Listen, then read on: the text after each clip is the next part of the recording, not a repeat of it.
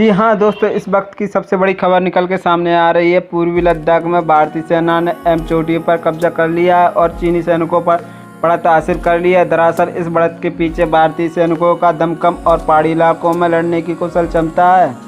आलम यह है कि जब भारतीय सैनिकों ने अगस्त के आखिर में चीन की घुसपैठ को नाकाम कर ऊंचाइयों वाली जगहों पर अपना कब्जा किया, तब एक चीनी अफसर ने इन इलाकों पर वापस कब्जा हासिल करने के लिए काउंटर अटैक से इनकार कर दिया। न्यूज एजेंसी INNS के ने expert retired colonel Ranveer Singh Jakhar ने के हवाले से यह जानकारी बताई जा रही है कि उन्होंने बताया कि भारतीय सैनिक अब अहम इलाकों में मजबूत स्थिति में हैं और इसके चलते चीनी सैनिकों को मुश्किल आ रही है। अब चीन की सेना चुशुल डेमचौक सड़क पर भी ठीक तरह से नज़र नहीं रख पा रही है। भारतीय सैनिकों का सामना करने के डर से चीन के सैनिकों की नींद नहीं आ रही है। कर्नल जाखड़ के मुताबिक जब बात माउंटेन वारफेयर की हो तो भारतीय जवानों का प्रशिक्षण चीन के सैनिकों से ज़्यादा बेहतर तरीके से होता है। हाल के दिनों में भारतीय सेना ने चीन की सरकार को यह दिखा दिया है कि मशीनों के पीछे खड़े इंसान मायने रखते हैं, ना कि मशीनें। रिटायर करने का कहना है कि भारतीय सैनिक देशभक्ति से भरे होते हैं और वो अदम्य साहस के साथ जंग लड़ते हैं। दूसरी ओर पीपुल लिबरेशन आर्मी के सैनिकों PLA के लिए सेना में भर्ती होना अनिवार्य होता है।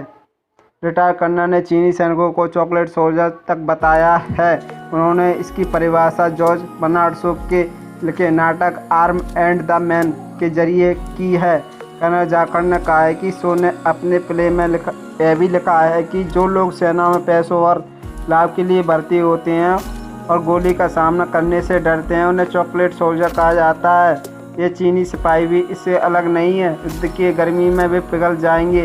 PLA के जनरल भी इस हकीकत को जानते हैं। शहरी इलाकों और अमीर घरों से आने वाले चीनी सैनिक पहले सुख सुविधाओं में जी रहे होते हैं और ऐसे लोग युद्ध लड़ने के लिए मुफे नहीं होते हैं। इसके अलावा मौजूदा जनरेशन जो PLA में आ रही है वह उस दौर की है जब परिवार में एक बच्चे का नियम है।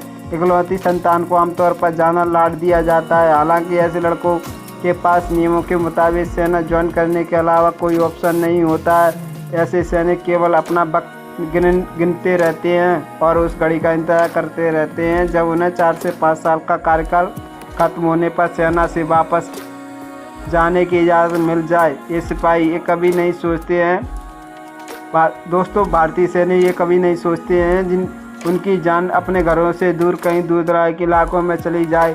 ऐसा ख्याल ही उनके रूह कांपा देता है। कर्नल जाखड़ ने यह भी बताया कि भारतीय सिपाही पैदाइशी तौर पर सख्त होते हैं। आमतौर पर उनका बैकग्राउंड ग्रामीण होता है। इसके बाद आर्मी में उन्हें कड़ा प्रशिक्षण दिया जाता है। दोस्तों, इसी के साथ वो हमेशा इस कथन का पालन करते हैं कि जितना शांति काल में पसीना ज़्यादा बहाया जाएगा उतना ही युद्ध में खून कम बहाना पड़ेगा। भारतीय जवान पहाड़ों, जंगलों, रेगिस्तान, गुरिल्ला वार में एक्सपर्ट होते हैं। वो किसी भी हालात में दुश्मनों का सामना करने के लिए तैयार रहते हैं। चीनी सैनिक जो केवल नियमों के चलते सेना में भर्ती होते हैं, उनके उलट भारतीय जवानों की रंगों में देशभक्ति का जज्बा बहता है। वो हमेशा देश, रेजिमेंट और बटालियन के लिए अपनी जान तक कुर्बान कर सकते तैयार रहते हैं। उनका जय घोष जय हिंद यानी भारत की जीत होना तय है। कर्नल जाखड़ ने यह भी बताया कि ऐसे सैनिकों का मुकाबला चीन के सैनिक आखिर नहीं कर सकते। भारतीय सैनिकों ने सियाचिन की बर्फीले हवाओं में भी युद्ध किया और पाकिस्तान के कई हमलों को नाकाम किया है। उन्हें 50 डिग्री में भी युद्ध करने का प्रशिक्षण दिया जाता है। रेगिस्तान की तपा देने वाली गर्मी और पहाड़ों की जमा देने वाली ठंड में भी वो युद्ध कर सकते हैं। और दोस्तों, आपको बता दें 29 अगस्त की रात चीनी सैनिकों ने पेंगोंग झील के दक्षिण छोर की पहाड़ी पर कब्जे की कोशिश की थी, लेकिन भारतीय जवानों ने नाकाम कर दी। तभी से दोनों के सैनिक आमने सामने डटे हुए हैं। चीन 1 सितंबर को भी घुसपैठ की कोशिश कर चुका है। 7 सितंबर को दक्षिणी इलाके में चीनी सैनिकों ने भारतीय पोस्ट की तरफ बढ़ने की कोशिश की थी और चेतावनी के तौर पर फायरिंग की थी। भारतीय सैनिकों ने यहाँ पर भारत के सैनिक ने उन्हें रोक दिया था। इस घटना की तस्वीर सामने आई है जिसमें चीन के सैनिक भाला रॉड और धारदार हथियार लिए नजर आए हैं। जय हिंद, वंदे मातरम।